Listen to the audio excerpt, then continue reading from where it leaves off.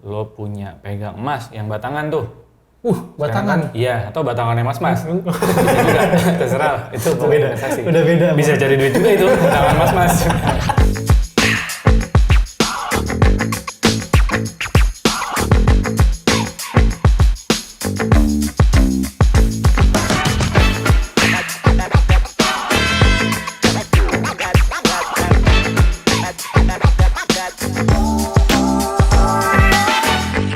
Halo Ibats, jumpa lagi di Bahas Uang, by Urus Uang, podcast keuangan inspiratif yang akan membantu lo untuk mencapai merdeka finansial, pensiun lebih awal. Oke, ada gua Yose, di sini ada Ai, ada Karel. Halo.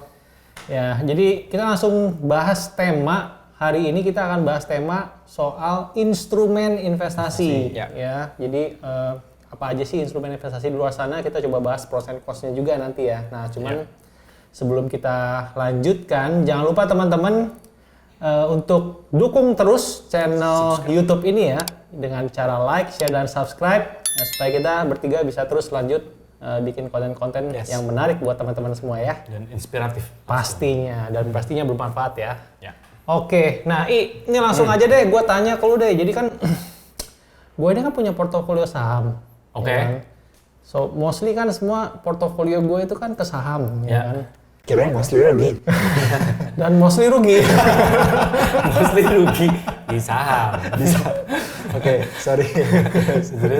Nah, berarti kan ya boleh dibilang sih sebagian besar duit gue kan ada di sana dan kondisinya itu pas pas lagi turun dan gue lagi butuh-butuhnya tuh duit kan. Wah.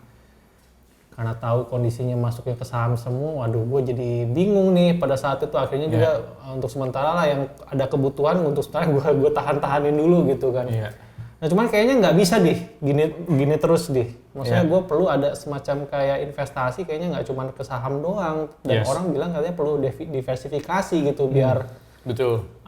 Kalau misalnya sahamnya turun mungkin yang lain naik gitu loh.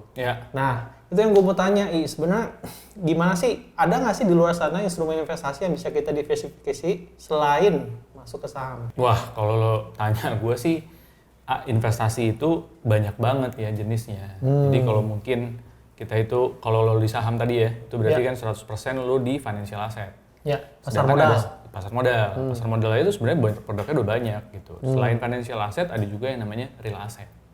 Sebelum gue masuk ke financial asset, gue bahas real asset dulu ya. Boleh. Investasi di real asset itu banyak pilihannya. Punya properti, itu aset yang ada wujudnya gitu ya. Lo punya pegang emas yang batangan tuh. Batangan? Iya, atau batangannya mas-mas. Bisa juga, terserah. Itu beda. investasi. Udah beda. Bisa cari duit juga itu, batangan mas-mas. Ya kan?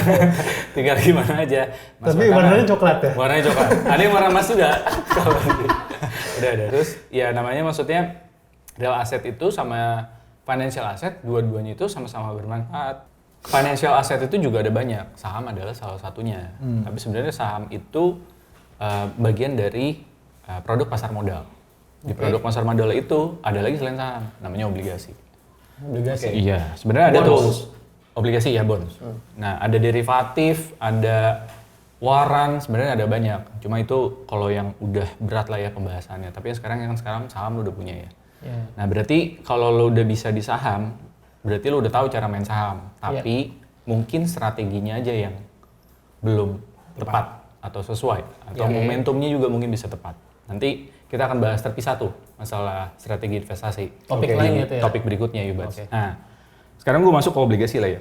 Ini salah satu pilihan yang bisa jadi opsi untuk diversifikasi portfolio lo.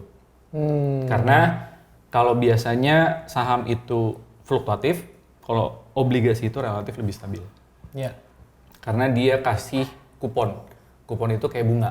Cuma kalau di obligasi itu sebut kupon. Dan tetap ya? Betul. Ada sih yang nggak tetap. Ada yang bunganya mengikuti suku bunga. Tapi gue pengennya dapetnya duit, nggak mau kupon. Ya itu kuponnya bisa ditukar duit, bukan kupon belanja. Lagi kupon spa, itu nggak ada. Nah jadi itu bisa jadi pilihan sih buat lo, karena lo terima income secara rutin, bisa setiap bulan, ada yang ngasih kupon bulanan, itu kayak ori atau sukuk retail, ya obligasi retail Indonesia atau sukuk retail Indonesia kalau itu yang pemerintah ya? syariah, itu keluaran pemerintah. Obligasi korporasi juga ada, tapi mungkin harus lebih selektif kalau milih korporasi. Karena kalau Resikonya lebih besar ya. exactly, kalau yang pemerintah itu dijamin sama pemerintah kuponnya. Oke.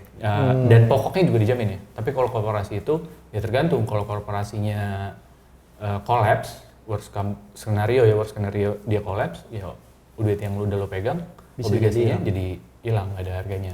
Oh. Tapi kalau punya pemerintah udah pasti aman. Dijamin ya, kalau nggak salah Betul. ada undang-undangnya kan? Ada. Ya. Gue lupa tapi undang-undangnya kapan, karena gue nggak diundang pada saat itu. Oh iya. Ada undang-undang. Jadi Iya, belum lahir lu kayaknya dulu. udah. Udah.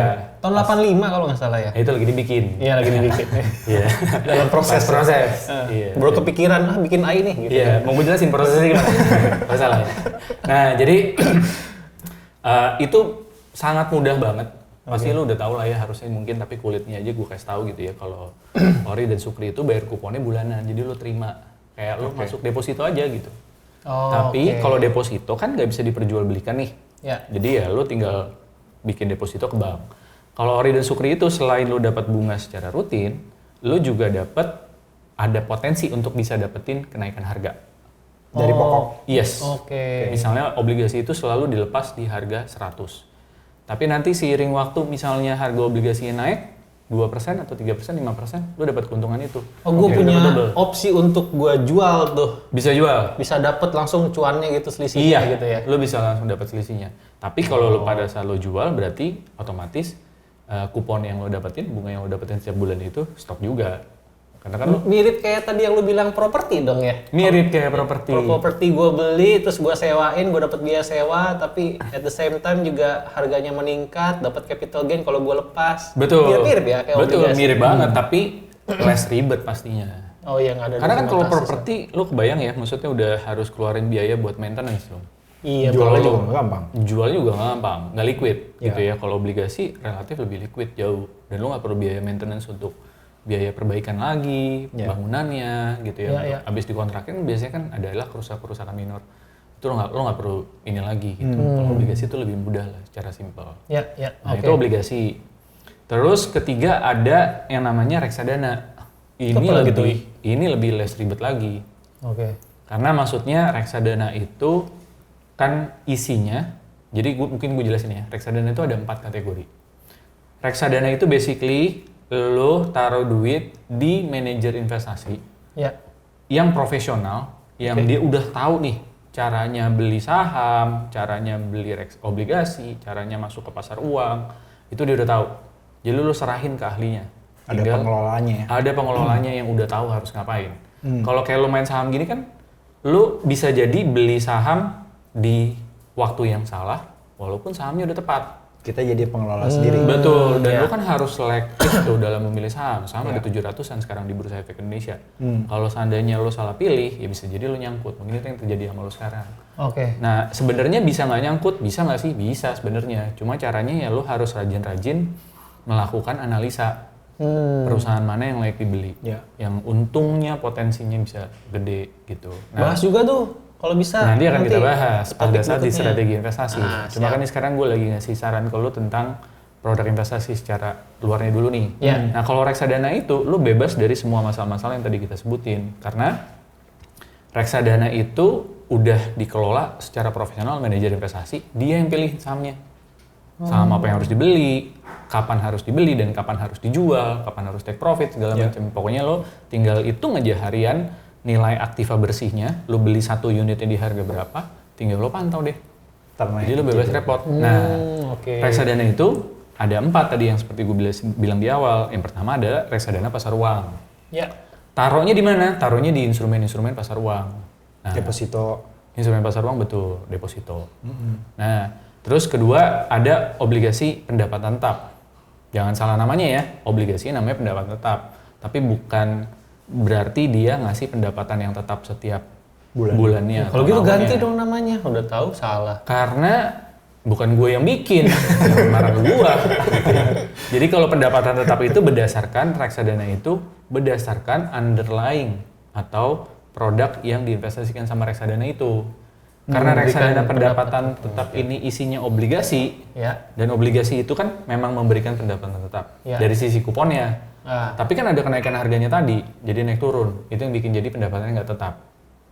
Berarti namanya tetap salah kan? Harusnya tetap diganti. Reksadana apa dong? Hah? Reksadana pendapatan tidak tetap. Kurang tetap. Tapi ada yang tetap. Ada yang tetap. Iya. Kita mau tetap bahas ini atau kita mau sekalian aja nih? Lanjut. Jadi bahas tetap Iya. bayi urus uang. Iya. Jadi ntar gua usulin ke OJK lah ya. Boleh. Iya. Mislead itu. Betul. Mislead tuh yang Miss Universe gitu yang Bukan, beda. Oh gitu. Missnya bener. Misilid. Bukan ya. Jadi reksadana itu ya pendapatan tetap isinya obligasi. Sebagian minimum 80% di obligasi. Sisanya ada di instrumen pasar uang. Terus yang ketiga ada reksadana saham yang isinya saham semua. Mayoritas saham. Mayoritas sama saham minimum 80%. Harus ada tetap taruh di cash kalau orang mau cairin kan jadi bisa. Iya. Nah, karena kalau reksadana itu nggak ada ceritanya tuh kalau lo taruh terus lo nggak bisa cairin. Udah pasti bisa. Cairin. Pasti bisa. Oh. Gitu. Karena dananya itu adanya di bukan si manajer investasi ini, dananya ada di bank kustodian. Bank kustodian itu yang mengelola administrasi. Kalau yang mengelola portfolio investasinya si manajer investasi tadi, yang nentuin milih apa, kapan jual, kapan beli. Tapi yang instruksinya itu dikasih ke bank kustodian, mereka yang eksekusi. Instruksi dari manajer investasi, jadi dana lo aman. Jadi Karena disimpannya ada di terpisah ya. Betul. Satu orang, satu bank kustodiannya itu ngurusin dari sisi dananya, yang satu manajer investasi yang ngelolanya, kapan yang menentukan dia beli atau jual gitu ya. Jadi nggak nyampur. Jadi kalau misalkan salah satu si manajer investasinya bangkrut, duitnya ada di bank kustodi ya aman gitu kan ceritanya ya. Kalau bank kustodinya bangkrut, nah gimana tuh? tetap aman. Tetap aman. Kenapa? Karena kan itu ada di bank. Oh, oke. Nah, bank itu ya sama aja kayak lo nabung di bank. Kan lo juga nggak yakin dong kalau lo masuk duit lo taruh di bank. Kalau emang lo nggak yakin ya berarti lo nggak usah taruh di bank dananya. Karena yang namanya di bank itu pasti pengawasannya sangat ketat sekali gitu sama Dan diawasi juga sama OJK ya. Iya. Dan bank kustodi juga setahu gua kalau nggak salah itu juga mereka kan karena mereka punya izin sebagai kustodian dan mereka juga punya izin sebagai bank sendiri gitu ya. Jadi kayak disimpannya secara terpisah gitu, nggak dicampur adukin gitu Off balance sheet. Off balance sheet namanya. Iya. Oh, oke. Ada Itu jangan salah ya. Off balance sheet. Off balance sheet. Iya. Oke, betul. Gitu. Jadi nah, terus apa namanya? Reksadana yang terakhir adalah reksadana campuran. Kalau tadi kan lo harus masuk satu-satu. Nah, reksadana campuran ini udah dicampur sendiri. Oh, gado-gado dong. Isinya ada saham, betul. Ada saham, ada obligasi, ada pasar uangnya juga. Tapi returnnya tengah-tengah ya? Returnnya iya tengah-tengah. Antara Kalau saham gue sih sama obligasi ya? betul. Pendapatan tetap. Betul, tapi ini balik lagi ke preferensi masing-masing ya. Kalau gue sih lebih prefer untuk nyampur sendiri. Karena gue bisa tahu takarannya berapa. Berarti lo udah milihnya nggak reksadana campuran tapi reksadana saham atau reksadana pendapatan tetap? Gitu. Either one gitu ya? Betul. Nah, karena gue percaya banget ya, karena berdasarkan pengalaman pribadi juga, diversifikasi itu selalu memberikan return yang paling optimal. Ada saatnya pada saat saham lagi bagus banget, portfolio gue ketinggalan. Tapi pada saat saham misalnya lagi drop banget, portfolio gue tuh di atas. Tapi lo kalau tarik garis lurus, itu malah lebih bagus. Karena lo nggak tahu kapan market saham crash atau apa segala macam gitu. Tapi kalau lo udah terdiversifikasi dengan baik, itu biasanya dalam jangka panjang portfolio lo lebih optimal. Kan ada Pak Warren itu Buffett. Meras Panan. Meras Panan. Warung. Iya. Sorry. Warren Buffett itu sempat bilang, don't put all your eggs in one basket. Kenapa? Kalau misalnya jatuh satu, ya pecahnya semua. Oh, gitu. Ya. Nah, jadi nah kalau lo ini satu tips dari gue ya. Kalau misalnya lo pengen diversifikasi portfolio, kalau bisa tuh yang punya korelasi negatif satu sama lain. Maksudnya apa tuh korelasi negatif tuh? Kalau seandainya yang satu ini naik lagi bagus, yang satu lagi itu turun gitu. Atau yang satu lagi turun, yang satu lagi naik. Atau ada satu yang stabil nih. Oke. Contoh kayak apa tuh stabil? Misalnya kayak lo taruh stabil. Kalau pendapatan tetap itu relatif lebih stabil gitu. Karena maksudnya saham naik turun, lo dapat kuponnya tetap statis kan, jumlahnya segitu aja. Oh, nah, itu jadi bisa cukupin. Saham sama obligasi ya itu udah pasti automatically pasti terdiversifikasi seperti yang lu udah infoin tadi sebelumnya ya. Betul. Tapi kalau saham sama obligasi sebenarnya korelasinya nggak terlalu negatif. Oh, oke. Karena itu tadi pendapatan tetap atau obligasi itu relatif lebih stabil. Nah, misalnya yang berkebalikan itu, yang paling kontras itu saham sama emas. Mas. Ya.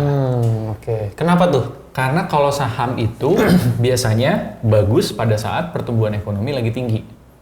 Oke. Ya, sedangkan emas itu biasanya orang kalau misalnya saham lagi hancur, terus lagi obligasi juga lagi misalnya lagi turun sedikit gitu ya, terus ekonomi lagi bagus, emas itu akan dicari karena dia investasi yang bisa dibilang paling tua lah di muka bumi ini gitu. Iya, dari dulu udah orang pakai itu buat kayak apa namanya media untuk barter. trading gitu ya, barter gitu ya. Nah, jadi emas itu punya kecenderungan dia harganya bagus pada saat ekonomi lagi kurang bagus. Jadi lo punya, jadi maksudnya itu yang gue sebut sebenarnya namanya all weather portfolio.